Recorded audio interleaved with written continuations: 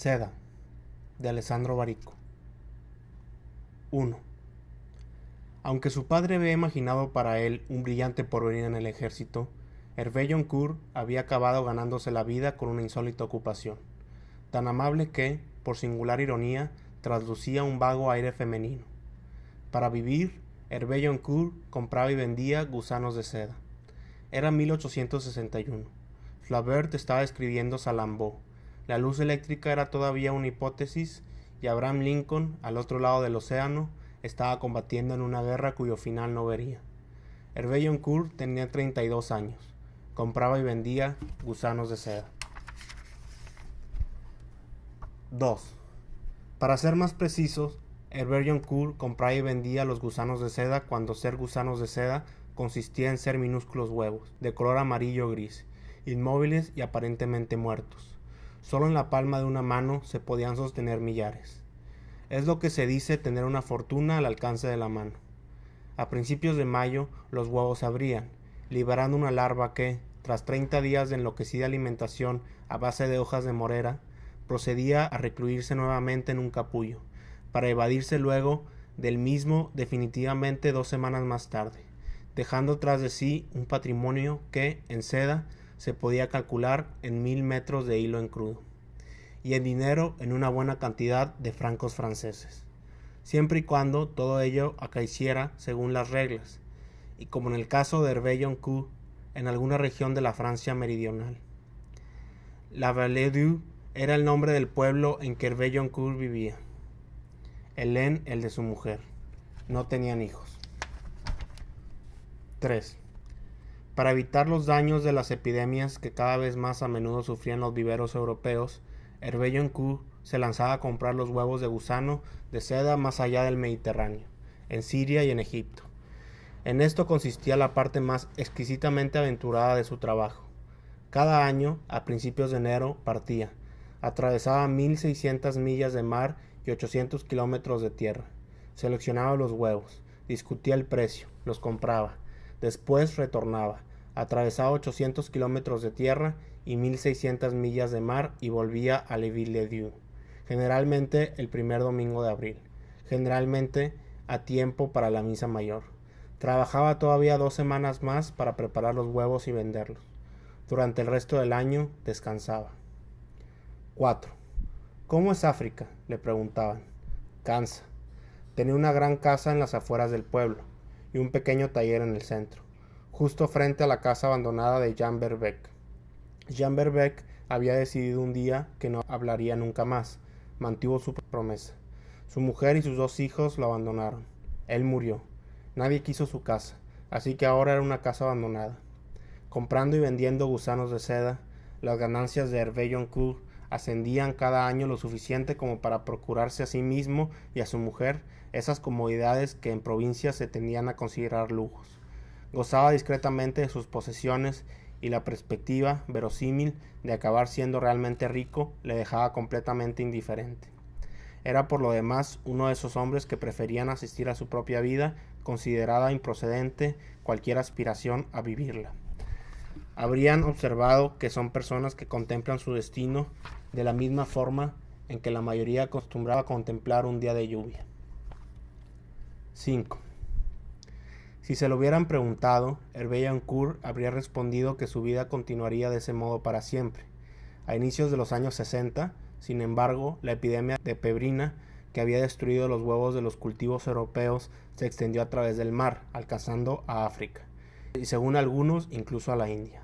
Hervé Joncourt volvió de su habitual viaje en 1861 con un cargamento de huevos que se reveló, 2 meses después, casi completamente infectado. Para La Vallée-d'Eu, como para muchas otras ciudades que basaban su riqueza en la producción de seda, aquel año parecía representar el principio del fin. La ciencia se demostraba incapaz de comprender las causas de la epidemia, y todo el mundo, hasta en las regiones más alejadas, parecía prisionero de aquel sortilegio sin explicación. Casi todo el mundo, dijo en voz baja Valdaviu, casi, vertiendo 2 dedos de agua en su pernod. 6. Valdaviu era el hombre que 20 años atrás había llegado al pueblo, se había encaminado directamente al despacho del alcalde, había enterrado ahí, sin hacerse anunciar, había depositado sobre su mesa una bufanda de seda de color dorado y le había preguntado: ¿sabéis qué es esto? Cosas de mujeres. Error. Cosas de hombres. Dinero. El alcalde hizo que lo echaría a la calle. Él construyó una hilandería junto al río, una cabaña para la cría de gusanos de seda al abrigo del bosque y una pequeña iglesia consagrada a Santa Inés en el cruce con la carretera de Vivier. Contrató a una treintena de trabajadores.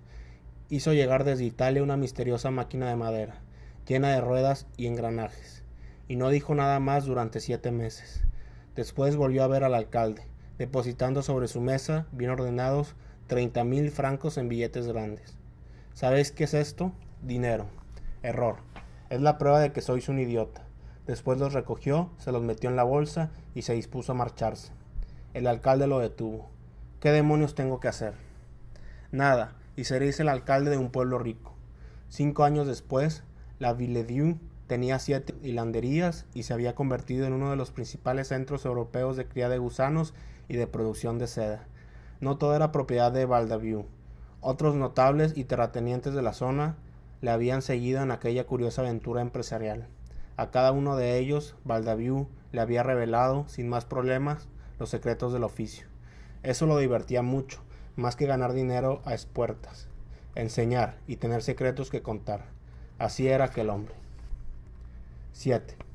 Valdaviou era, también, el hombre que 8 años antes había cambiado la vida de Hervé Joncourt. Eran los tiempos en que las primeras epidemias habían empezado a afectar a la producción europea de huevos de gusanos de seda. Sin alterarse, Valdaviou había estudiado la situación y había llegado a la conclusión de que el problema no podía ser resuelto, sino que debía ser evitado. Tenía una idea, solo le faltaba el hombre adecuado. Se dio cuenta de que lo había encontrado cuando vio a Hervé Joncourt pasar por delante del Café Verdun, tan elegante con su uniforme de alférez de infantería y orgulloso de su porte de militar de permiso. Tenía 24 años en aquel entonces. Valdaviou lo invitó a su casa, abrió delante de él un atlas repleto de nombres exóticos y le dijo: «Felicidades, por fin has encontrado un trabajo serio, muchacho». Hervé Joncourt estuvo escuchando toda una historia que hablaba de gusanos de seda, de huevos, de pirámides y de viajes en barco. Luego dijo: «No puedo». «¿Por qué?» «Dentro de 2 días se me acaba el permiso. Tengo que volver a París». «¿Carrera militar?» «Sí. Así lo ha decidido mi padre». «Eso no es ningún problema». Cogió a Hervé Joncourt y lo llevó hasta su padre. «¿Sabéis quién es este?», le preguntó tras haber entrado en su despacho sin hacerse anunciar. «Mi hijo. Fijaos bien». El alcalde se recostó contra el respaldo de su sillón de piel, mientras empezaba a sudar. «Mi hijo Hervé, que dentro de 2 días volverá a París, donde le espera una brillante carrera en nuestro ejército, si Dios y Santa Inés lo quieren». «Exacto, solo que Dios está ocupado en otra parte, y Santa Inés detesta a los militares». 1 mes después, Hervé Joncourt partió hacia Egipto. Viajó en un barco que se llamaba Adel. Hasta los camarotes llegaban el olor de la cocina. Había un inglés que decía que había combatido en Waterloo. La noche del tercer día vieron delfines que brillaban en el horizonte como olas embriagadas. En la ruleta salía siempre el número 16. Volvió 2 meses después, el primer domingo de abril, a tiempo para la misa mayor, con millares de huevos conservados entre algodones en 2 grandes cajas de madera. Tenía un montón de cosas que contar, pero lo que le dijo Valdaviou cuando se quedaron solos fue: «Avíame de los delfines». «¿De los delfines?» «De cuando los viste». Así era Valdaviou. Nadie sabía cuántos años tenía. 8. «Casi todo el mundo», dijo en voz baja Valdaviou, casi vertiendo 2 dedos en agua en su pernod. Noche de agosto, después de medianoche, a aquella hora normalmente, Verdun ya habría cerrado desde hacía rato. Las sillas estaban colocadas boca abajo, en orden, sobre las mesas. Había limpiado la barra y todo lo demás. No faltaba más que apagar la luz y cerrar. Pero Verdun esperaba. Valdaviou estaba hablando. Sentado de él, Hervé Joncourt, con un cigarro apagado entre los labios, escuchaba inmóvil. Como 8 años antes, dejaba que aquel hombre reescribiera ordenadamente su destino. La voz le llegaba débil y nítida, escondida por periódicos sorbos de pernod. No se detuvo durante minutos y minutos. La última cosa que le dijo fue: No hay elección. Si queremos sobrevivir, tenemos que llegar hasta ahí. Silencio. Verdún, apoyado en la barra, levantó la mirada hacia los dos. Baldaviu se empeñó en encontrar todavía un sorbo más de Pernod en el fondo del vaso.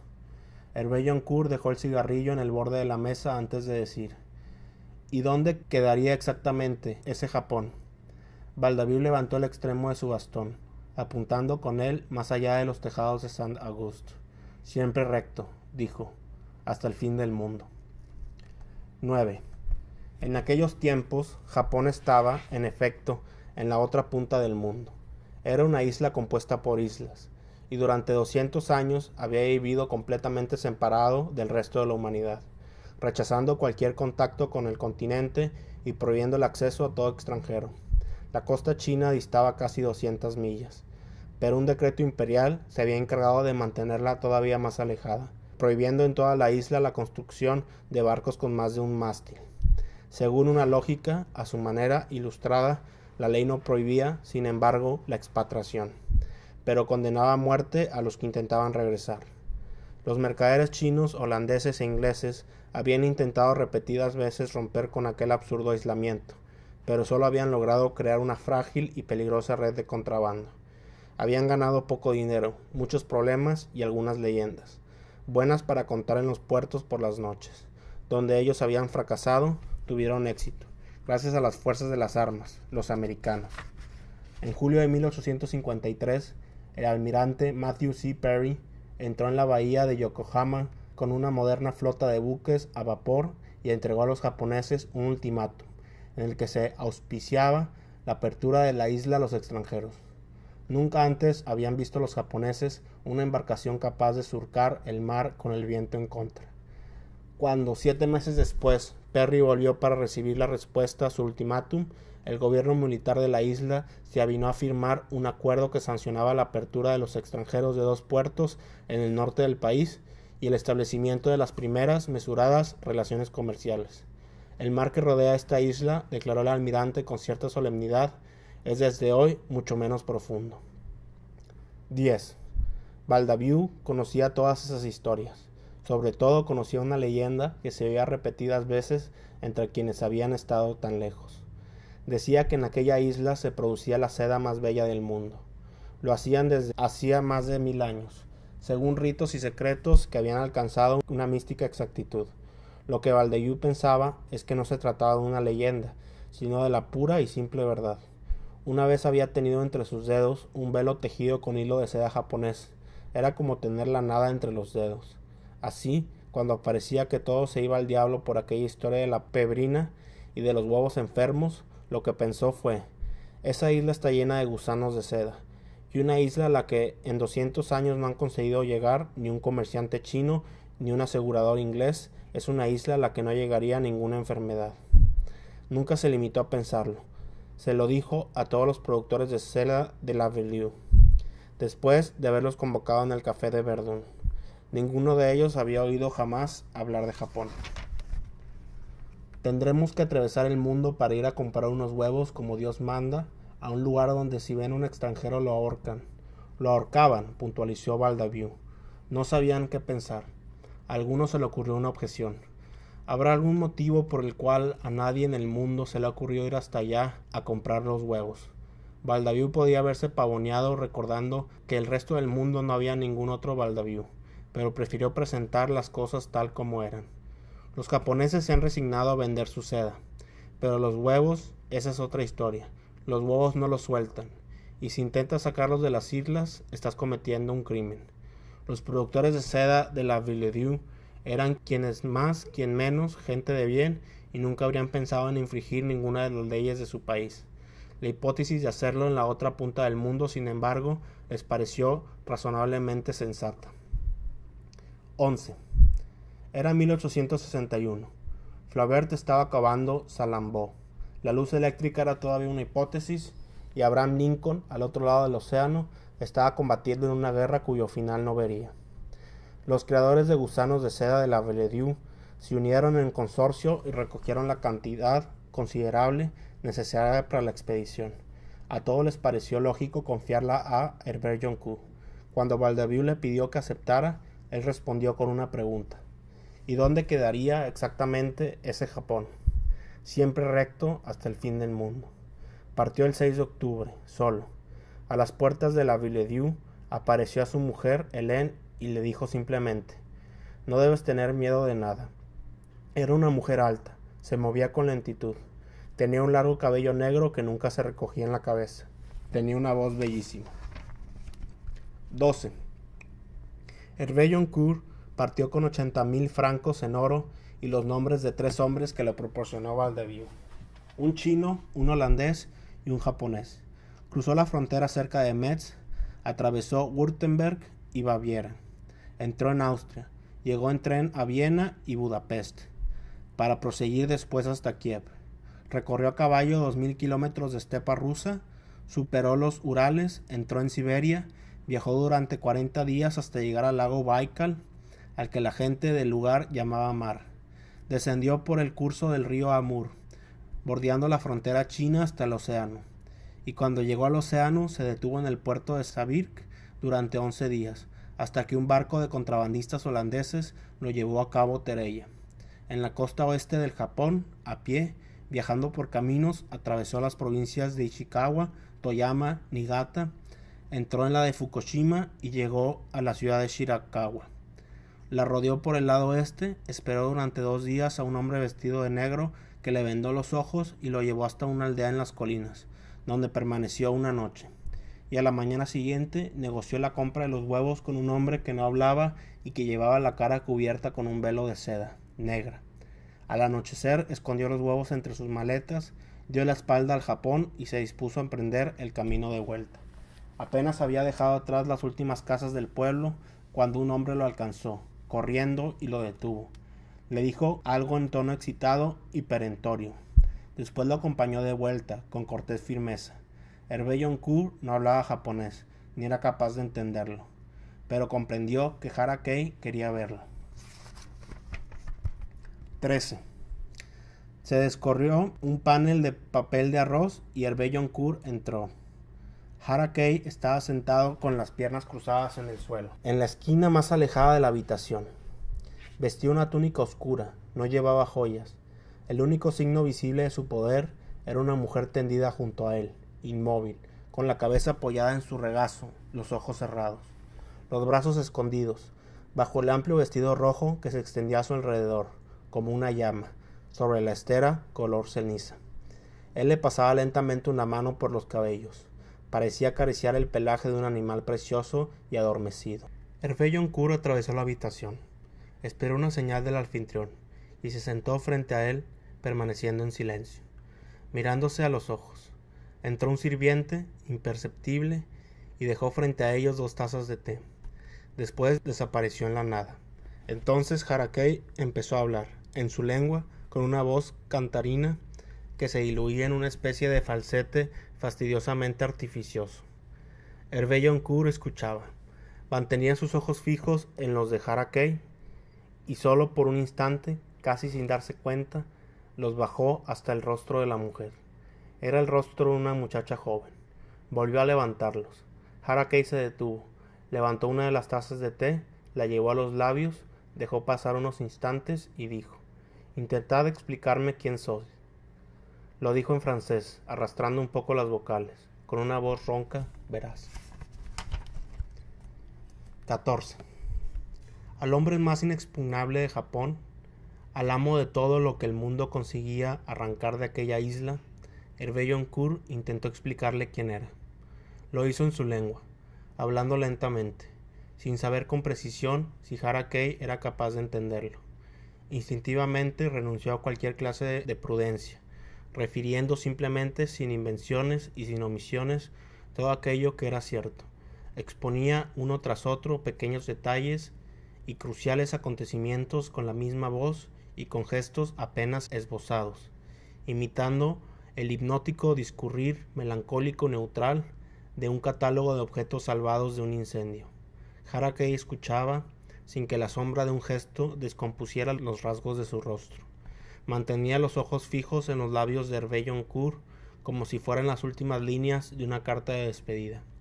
En la habitación Todo estaba tan silencioso e inmóvil que pareció un hecho desmesurado lo que acaeció inesperadamente, y que sin embargo no fue nada. De pronto, sin moverse lo más mínimo, aquella muchacha abrió los ojos. Hervé Joncourt no dejó de hablar, pero bajó la mirada instintivamente hacia ella, y lo que vio, sin dejar de hablar, fue que aquellos ojos no tenían sesgo oriental, y que se hallaban dirigidos con una intensidad desconcertante hacia él, como si desde el inicio no hubieran hecho otra cosa por debajo de los párpados. Hervé Joncourt dirigió la mirada a otra parte con toda la naturalidad de que fue capaz, intentando continuar su relato sin que nada en su voz pareciera diferente. Se interrumpió solo cuando sus ojos repararon en la taza de té posada en el suelo frente a él. La cogió con una mano, la llevó hasta los labios y bebió lentamente. Reemprendió su relato mientras la posaba de nuevo frente a sí. 15. Francia. Sus viajes por mar. El perfume de las moreras en la Villedieu. Los trenes de vapor. La voz de Hélène. Hervé Joncourt continuó contando su vida como nunca en su vida lo había hecho. Aquella muchacha continuaba mirándolo con una violencia que imponía a cada una de sus palabras la obligación de sonar memorables. La habitación parecía ahora haber caído en una inmovilidad sin retorno cuando de improviso y de forma absolutamente silenciosa la joven sacó una mano de debajo del vestido, deslizándose sobre la esterra entre ella. Hervé Joncourt vio aparecer aquella mancha pálida en los límites de su campo visual. La vio rozar la taza de té de Araquei y después, absurdamente, continuar deslizándose hasta asir sin titubeos la otra taza, que era inexorablemente la taza en que él había bebido, alzarla ligeramente y llevarla hacia ella. Araquei no había dejado ni un instante de mirar inexpresivamente los labios de Hervé Joncourt. La muchacha levantó ligeramente la cabeza. Por primera vez apartó los ojos de Hervé Joncourt y los posó sobre la taza. Lentamente le dio la vuelta hasta tener sobre los labios el punto exacto en el que él había bebido. Entrecerrando los ojos, bebió un sorbo de té. Alejó la taza de los labios. La deslizó hasta el lugar de donde había cogido. Hizo desaparecer la mano bajo el vestido. Volvió a apoyar la cabeza en el regazo de Araquei, los ojos abiertos, fijos en los de Hervé Joncourt. 16. Hervé Joncourt todavía habló largo rato. Se detuvo solo cuando Araquei dejó de posar sus ojos sobre él y esbozó una inclinación con la cabeza. Silencio. En francés, arrastrando un poco las vocales, con voz ronca y veraz, Araquei dijo: «Si así lo deseas, me gustaría veros de nuevo». Sonrió por vez primera. «Los huevos que os lleváis son huevos de pescado. No valen casi nada». Hervé Joncourt bajó la mirada. Su taza de té estaba ahí, frente a él. La cogió y empezó a darle la vuelta y a observarla, como si estuviera buscando algo en la arista coloreada del borde. Cuando encontró lo que buscaba, apoyó los labios y bebió hasta el fondo. Después dejó la taza frente a sí y dijo: «Lo sé». Araquei rió divertido. «Por eso habéis pagado con oro falso». «He pagado lo que he comprado». Araquei se puso serio. «Cuando salgáis de aquí, tendrás lo que deseéis. Cuando salgas de esta isla vivo, recibiréis oro que os pertenece. Tenéis mi palabra». Hervé Joncourt ni siquiera esperó la respuesta. Se levantó, dio unos pasos hacia atrás, después se inclinó. La última cosa que vio, antes de salir, fueron los ojos de ella, fijos en los suyos, completamente mudos. 17. 6 días después, Hervé Joncourt se embarcó en Tacoaca en un barco de contrabando holandés que lo llevó hasta Sabirk. Desde ahí ascendió por la frontera china hasta el lago Baikal. Atravesó 4.000 kilómetros de tierra siberiana, superó los Urales, llegó hasta Kiev y recorrió en el tren toda Europa, de este a oeste, hasta entrar, después de 3 meses de viaje, en Francia, el primer domingo de abril, justo a tiempo para la misa mayor. Llegó a las puertas de la Villedieu. Se detuvo, dio gracias al Señor y entró en el pueblo a pie, contando sus pasos, para que cada uno tuviera un nombre, y para no olvidarlos nunca más. «¿Cómo es el fin del mundo?», le preguntó Baldaviu. «Invisible». A su mujer Helene le trajo de regalo una túnica de seda que ella, por pudor, nunca se puso. Si se sostenía entre los dedos, era como coger la nada. 18. Los huevos que Hervé Joncourt había traído de Japón, pegados a centenares sobre pequeñas láminas de corteza de morera, se revelaron completamente sanos. La producción de seda en la zona de la Villedieu fue aquel año extraordinaria, tanto en cantidad como en calidad. Se decidió la apertura de 2 nuevas hilanderías, y Valdevieux hizo construir un claustro junto a la pequeña iglesia de Santa Inés. No está claro por qué, pero se lo había imaginado redondo, por lo que confió el proyecto a un arquitecto español que se llamaba Juan Benítez, y que gozaba de cierta reputación en el ramo de las plazas de toros. Naturalmente, nada de arena en el centro, sino un jardín, que es posible cabezas de delfín, en vez de las de toro, en la entrada. ¿Delfín, señor? ¿Sabes lo que es el pescado, Benítez? Hervé Joncourt se puso a echar cuentas y se descubrió rico. Adquirió 30 acres de tierra, al sur de sus propiedades, y ocupó los meses del verano en diseñar un parque donde sería leve y silencioso pasear. Lo imaginaba invisible, como el fin del mundo. Cada mañana se dejaba caer por el café de Verdun, donde escuchaba las historias del pueblo y hojeaba las revistas llegadas de París. Por la tarde permanecía largo rato bajo el pórtico de su casa, sentado junto a su esposa Helene. Ella leía un libro en voz alta y eso le hacía feliz porque pensaba que no había otra voz tan bella como aquella en el mundo. Cumplió 33 años el 4 de septiembre de 1862. Llovía su vida, frente a sus ojos, espectáculo quieto. 19. No debes tener miedo de nada, ya que Valdevieux así lo había decidido. Hervé Joncourt volvió a partir hacia Japón el primer día de octubre. Cruzó la frontera cerca de Metz, atravesó Württemberg y Baviera, entró en Austria, llegó en tren a Viena y Budapest, para proseguir después hasta Kiev. Recorrió a caballo 2000 kilómetros de estepa rusa, superó los Urales, entró en Siberia, viajó durante 40 días hasta llegar al lago Baikal, al que la gente del lugar llamaba el demonio. Descendió por el curso del río Amur, bordeando la frontera china hasta el océano, y cuando llegó al océano se detuvo en el puerto de Sabirk durante 11 días, hasta que un barco de contrabandistas holandeses lo llevó a Cabo Tereya, en la costa oeste del Japón.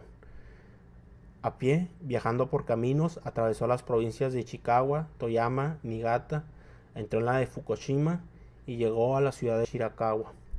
La rodeó por el lado oeste. Esperó durante 2 días un hombre vestido de negro que le vendó los ojos y lo llevó hasta la aldea de Harakei. Cuando pudo volver a abrir los ojos, se encontró frente a 2 sirvientes que cogieron sus maletas y lo condujeron hasta los límites de un bosque donde le mostraron un sendero y lo dejaron solo. Hervé Joncourt se puso a caminar entre las sombras que los árboles a su alrededor y por encima de él recortaban a la luz del día. Se detuvo solamente cuando, de improviso, la vegetación se abrió por un instante, como una ventana, al borde del sendero. Se veía un lago unos 30 de metros más abajo, y en la orilla del lago, tendidos en el suelo de espaldas, Harakei y una mujer con un vestido de color naranja, el pelo suelto sobre los hombros.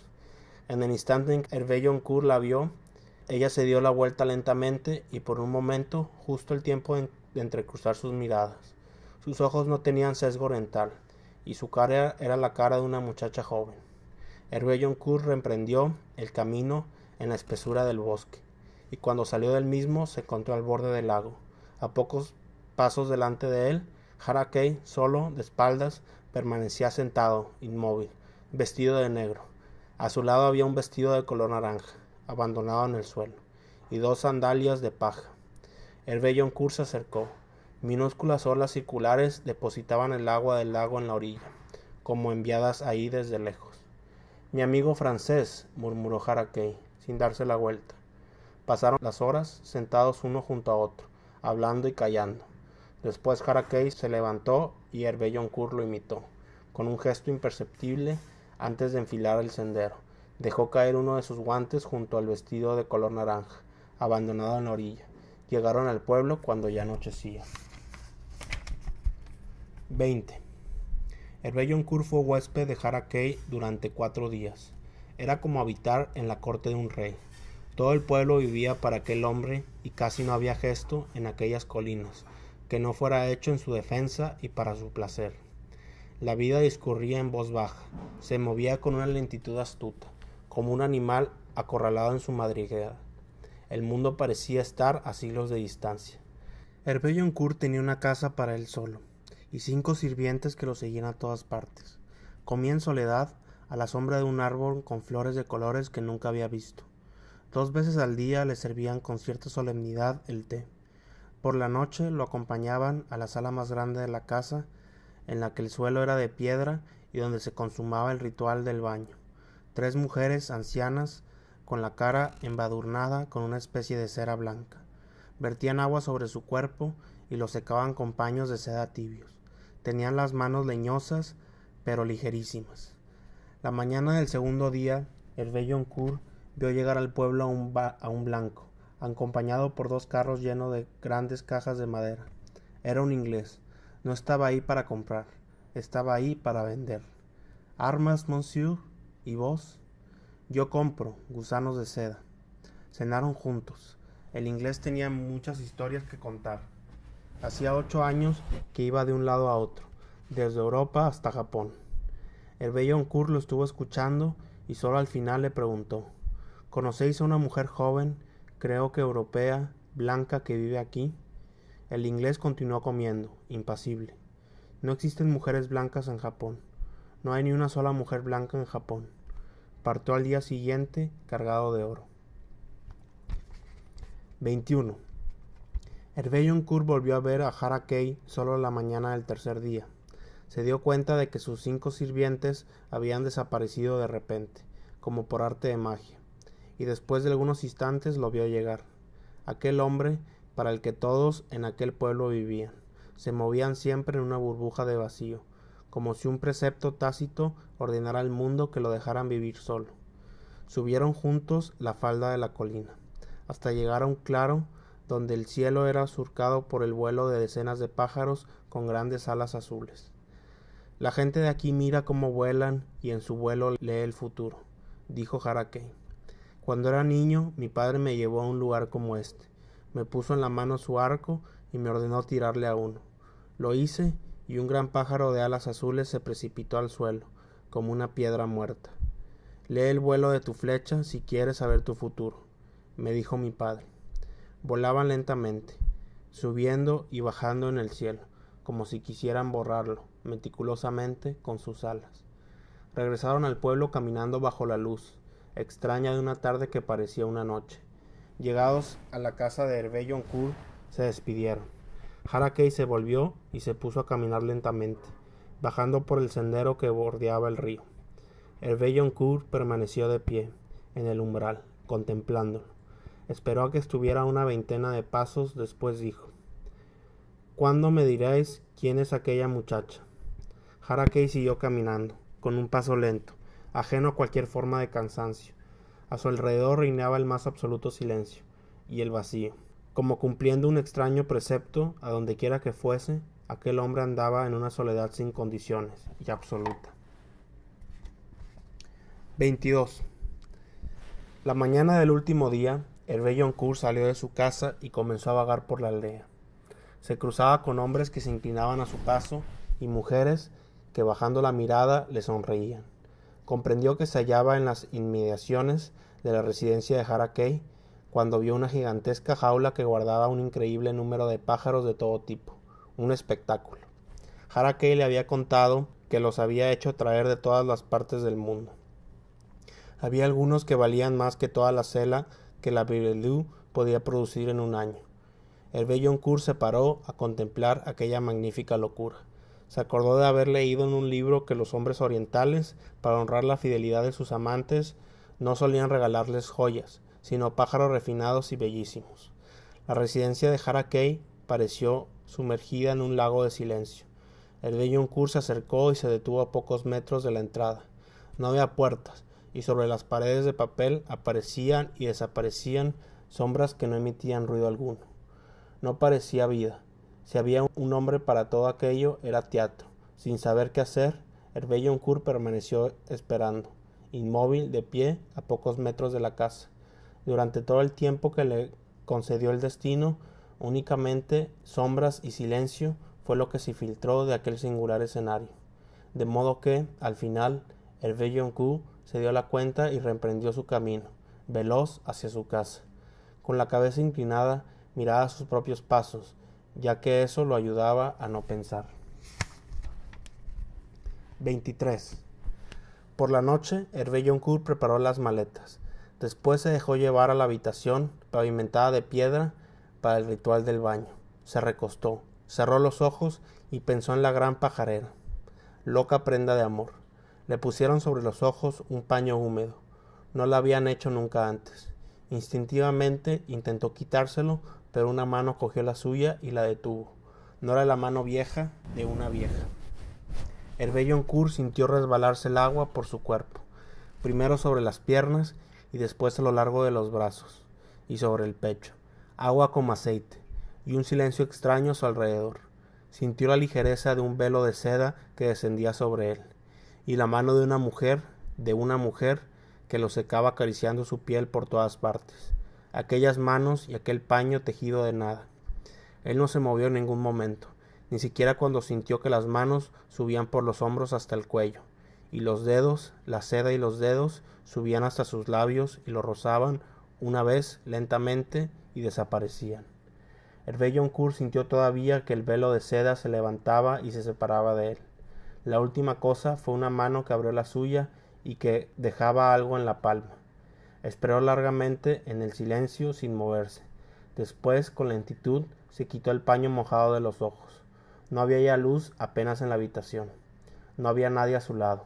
Se levantó, cogió la túnica que yacía doblada en el suelo, se la echó por los hombros, salió de la habitación, atravesó la casa, llegó ante su estera y se acostó. Se puso a observar la luz que temblaba borrosa en la lámpara, y con cuidado detuvo el tiempo durante todo el tiempo que lo deseó. No fue nada. Después, abrir la mano y ver aquella hoja de papel, pequeña, unos pocos ideogramas dibujados uno debajo del otro, tinta negra. 24. Al día siguiente, temprano por la mañana, Hervé Joncourt partió. Escondidos entre su equipaje, llevaba consigo millares de huevos de gusanos de seda, es decir, el futuro de la Villedieu, y el trabajo para centenares de personas y la riqueza para una decena de ellas. Donde el camino giraba a la izquierda, escondiendo para siempre, tras el perfil de la colina, la vista de la aldea. Se detuvo sin tener en cuenta a los dos hombres que lo acompañaban. Bajó del caballo y permaneció un rato al borde del camino con la mirada fija en aquellas casas encaramadas sobre la ladera de la colina.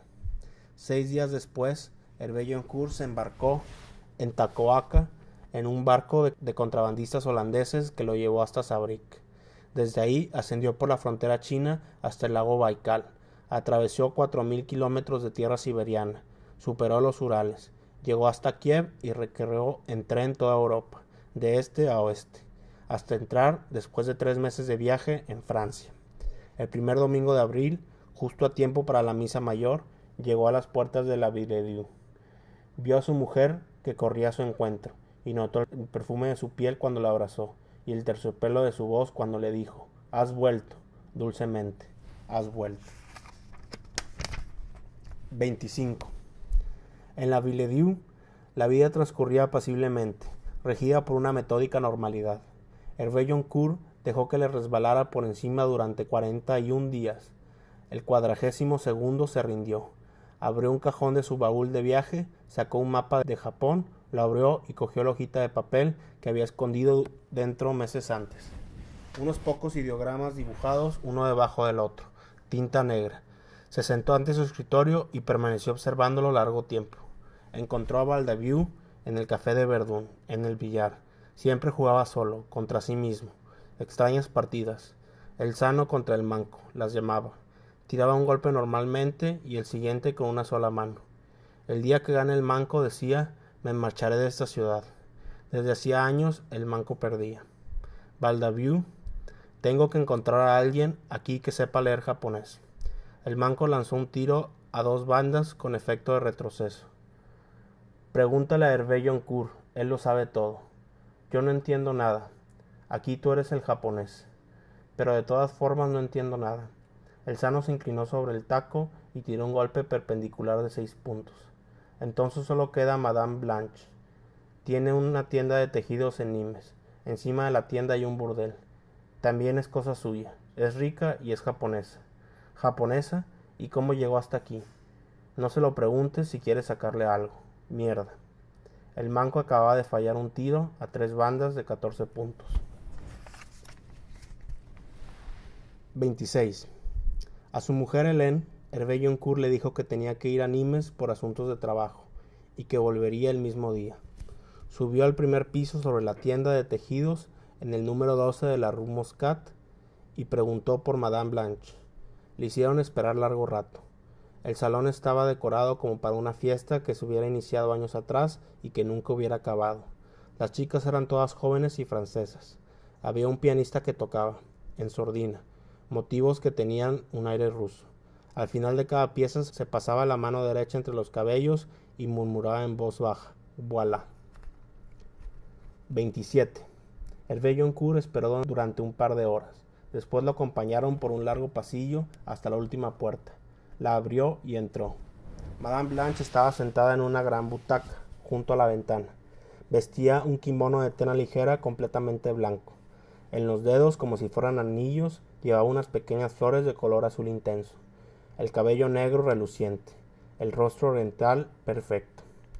¿Qué os hace pensar que sois lo suficientemente rico como para acostaros contigo? Hervé Joncourt permaneció de pie, frente a ella, con el sombrero en la mano. Necesito que me hagáis un favor. No me importa el precio. Después sacó del bolsillo interior de la chaqueta una pequeña hoja de papel, doblada en 4, y se lo tendió. Tengo que saber qué es lo que hay escrito. Madame Blanche no se movió ni un milímetro. Tenía los labios encerrados. Parecía la prehistoria de una sonrisa. Os lo ruego, madame. No había ningún motivo en el mundo para que lo hiciera. Sin embargo, cogió la hoja de papel, la abrió, la miró, levantó los ojos hacia Hervé Joncourt, volvió a bajarlos, dobló de nuevo la hoja. Lentamente, cuando se adelantó para devolvérselo, el kimono se entreabrió apenas a la altura del pecho. Hervé Joncourt vio que no llevaba nada debajo y que su piel era joven y de un blanco inmaculado. Regresad o moriré. Lo dijo con voz fría, mirando a Hervé Joncourt a los ojos y sin dejar escapar el menor gesto. Regresad o moriré. Hervé Joncourt volvió a meter el papel en el bolsillo interior de la chaqueta. Gracias. Esbozó una pequeña reverencia. Después se dio la vuelta, se dirigió hacia la puerta y quiso dejar algunos billetes en la mesa. Dejadlo estar. Hervé Joncourt dudó un instante. No hablo del dinero, hablo de esa mujer. Dejadlo estar. No morirá y vos lo sabéis. Sin volverse, Hervé Joncourt depositó los billetes en la mesa. Abrió la puerta y se marchó. 28. Decía Baldeview que a veces venían desde París para hacer el amor con Madame Blanche. Al regresar a la capital, lucían en la solapa de sus trajes de etiqueta pequeñas flores azules, la que ella llevaba siempre entre los dedos, como si fueran anillos. 29. Por vez primera en su vida, Hervé Joncourt llevó a su mujer aquel verano a la Riviera. Se instalaron durante 2 semanas en un hotel de Niza, frecuentando sobre todo por ingleses y famosos por las veladas musicales que ofrecía a sus clientes. Hélène se había convencido de que en un lugar como aquel lograrían concebir el hijo que, en vano, habían esperado durante años. Juntos decidieron que sería un niño, y que se llamaría Philippe. Participaban con discreción en la vida mundana del balneario, para divertirse después encerrados en su habitación, burlándose de los tipos extraños que habían conocido. Una noche durante un concierto conocieron a un comerciante de pieles polaco. Decía que había estado en Japón. La noche antes de partir, Hervé Joncourt se despertó cuando todavía era de noche, y se levantó y se acercó a la cama de Hélène. Cuando ella abrió los ojos, él oyó su propia voz que decía suavemente: «Te amaré siempre». 30. A principios de septiembre, los creadores de gusanos de seda de la Villedieu se reunieron para decidir qué hacer. El gobierno había enviado a Nimes a un joven biólogo encargado de estudiar la enfermedad que estaba destruyendo los huevos producidos en Francia. Se llamaba Louis Pasteur. Trabajaba con microscopios capaces de ver lo invisible. se decía que había obtenido ya resultados extraordinarios. Desde Japón llegaban noticias sobre una inminente guerra civil, fomentada por las fuerzas que se oponían a la entrada de los extranjeros en el país. El consulado francés, instalado en Yokohama desde hacía poco tiempo, enviaba despachos que desaconsejaban por el momento emprender relaciones comerciales con la isla, invitando a esperar tiempos mejores. Inclinados a la prudencia, insensibles a los enormes costos que comportaba cada expedición clandestina al Japón, muchos de los notables de la Villedieu aventuraron la posibilidad de suspender los viajes de Hervé Joncourt y confiar por aquel año en las partidas de huevos escasamente fiables que llegaban de los grandes importadores de Oriente Medio. Valdaviou estuvo escuchándolo a todos sin decir ni una palabra. Cuando por fin le tocó hablar a él, lo que hizo fue dejar su bastón de caña sobre la mesa y dirigir su mirada hacia el hombre que se sentaba frente a él, y esperar. Hervé Joncourt sabía que las investigaciones de Pasteur había leído las noticias que llegaban del Japón, pero siempre se había negado a comentarlas. Prefería emplear su tiempo en retocar el proyecto de parque que quería construir en torno a su casa. En un rincón escondido de su despacho conservaba una hoja de papel doblada en 4, con unos pocos ideogramas dibujados uno debajo del otro, tinta negra. Tenía una considerable cuenta en el banco, llevaba una vida tranquila y albergaba la razonable ilusión de convertirse pronto en padre. Cuando Valdaviou levantó la mirada hacia él, lo que dijo fue: «Decide tú, Valdaviou». 31. Hervé Joncourt partió hacia Japón a primeros de octubre. Cruzó la frontera francesa cerca de Metz, atravesó Württemberg y Baviera, entró en Austria, llegó en tren a Viena y Budapest, para proseguir después hasta Kiev. Recorrió a caballo 2000 kilómetros de estepa rusa, superó los Urales, entró en Siberia, viajó durante 40 días hasta llegar al lago Baikal, al que la gente del lugar llamaba el último. Descendió por el curso del río Amur, bordeando la frontera china hasta el océano, y cuando llegó al océano se detuvo en el puerto de Saarbrück durante 10 días, hasta que un barco de contrabandistas holandeses lo llevó a Cabo Terella, en costa oeste del Japón. Lo que halló fue un país en desordenada espera de una guerra que no acababa de estallar. Viajó durante días sin tener que recurrir a la prudencia acostumbrada, ya que a su alrededor el mapa de los poderes y la red de los contrarios parecían haberse disuelto ante la inminencia de una explosión que los rediseñaría. En Shirakawa se encontró con el hombre que tenía que llevarlo ante Harakei. En 2 días, a caballo, llegaron a la vista de la aldea. Hervé Joncourt entró a pie para que la noticia de su llegada pudiera llegar antes que él. 32. Lo llevaron hasta una de las últimas casas del pueblo, en lo alto. El abrigo del bosque, 5 sirvientes lo estaban esperando. Les confió su equipaje y salió a la galería. En el extremo opuesto del pueblo se distinguía en parte el palacio de Harakei, un poco más grande que el resto de las casas, pero rodeado por enormes cedros que defendían su soledad. Hervé Joncourt permaneció observándolo, como si no hubiera nada más desde ahí hasta el horizonte. Así pudo ver, al final, de repente, el cielo sobre el palacio tiznarse por el vuelo de cientos de pájaros, como si fuera un estallido de la tierra. Pájaros de todo tipo, desorientados, huyendo hacia cualquier parte, enloquecidos, cantando y gritando. Pirotécnica explosión de alas y nubes de colores disparada en la luz y de sonidos asustados. Música en fuga, volando en el cielo. Hervé Joncourt sonrió. 33. El pueblo empezó a buir como un hormiguero enloquecido. Todos corrían y gritaban, miraban arriba y perseguían a aquellos pájaros en fuga. Durante años, orgullo de su señor y ahora burla alada por el cielo. Hervé Joncourt salió de su casa y descendió por la aldea, caminando lentamente y mirando hacia adelante con una calma infinita. Nadie parecía verlo y nada parecía ver él. Era un hilo de oro que corría recto de él en la trama de una alfombra tejida por un loco. Traspasó el puente sobre el río. Bajó hasta los grandes cedros, penetró en su sombra y salió de ella.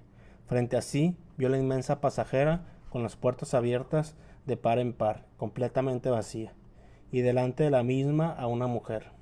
Hervé Joncourt no miró a su alrededor, simplemente continuó caminando con lentitud, y solo se paró cuando estuvo frente a ella. Sus ojos no tenían sesgo oriental, y su rostro era el rostro de una muchacha joven. Hervé-Joncourt dio un paso hacia ella, extendió el brazo y abrió la mano. En la palma había una pequeña hoja de papel, doblada en 4. Ella la vio y cada esquina de su rostro sonrió. Apoyó de su mano en la de Hervé-Joncourt. La apretó con dulzura. Dudó un instante. Después la retiró, apretando entre los dedos aquella hoja que había dado la vuelta al mundo. Acababa de esconderla en un pliegue del vestido cuando se escuchó la voz de Harakei. «Sed bienvenido, mi amigo francés». Estaba a pocos pasos de ahí, el kimono oscuro, el pelo, negro, perfectamente recogido en la nuca. Se acercó, se puso a observar la pajarera, mirando una a una las puertas abiertas. Volverán. Es siempre difícil resistir la tentación de volver, ¿no es cierto? Hervé-Joncourt no respondió. Harakei lo miró a los ojos y apaciblemente le dijo: «Venid conmigo». Hervé-Joncourt lo siguió, dio unos pasos y después se volvió hacia la muchacha y esbozó una inclinación. «Espero volver a veros pronto». Harakei siguió caminando. «No conoce vuestra lengua», dijo. «Venid conmigo». 34. Aquella noche Harakei invitó a Hervé-Joncourt a su casa. Había algunos hombres de la aldea y mujeres vestidas con gran elegancia, con el rostro pintado de blanco y de colores chillones. Se bebía sake, se fumaba en largas pipas de madera un tabaco de aroma áspero y aturdidor.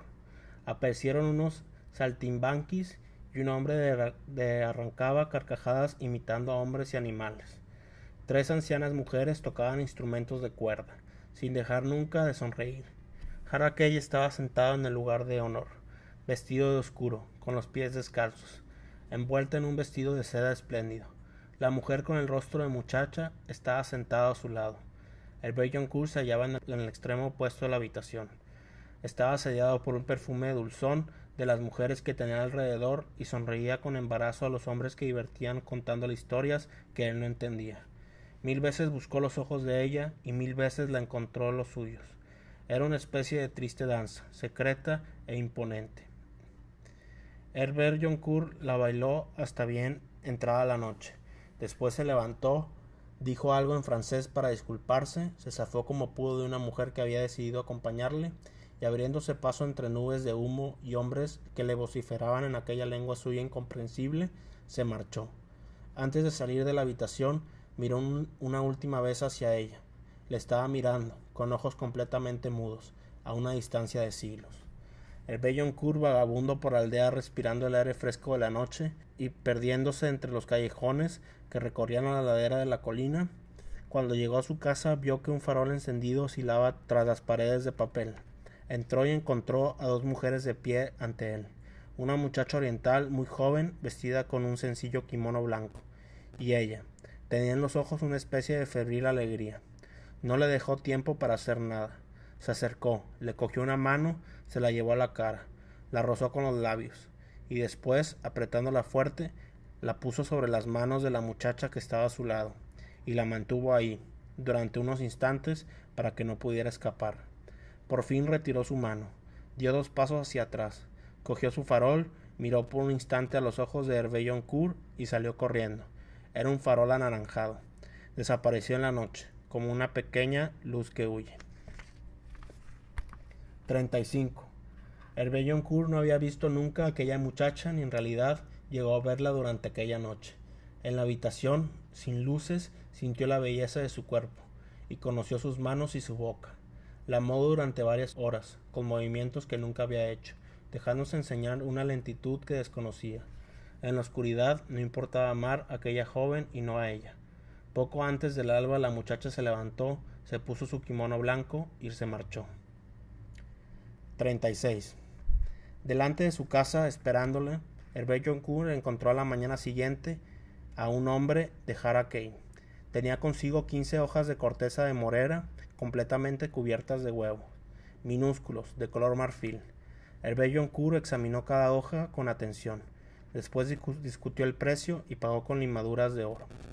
Antes de que el hombre se marchara, le dio a entender que quería ver a Harakei. El hombre sacudió la cabeza.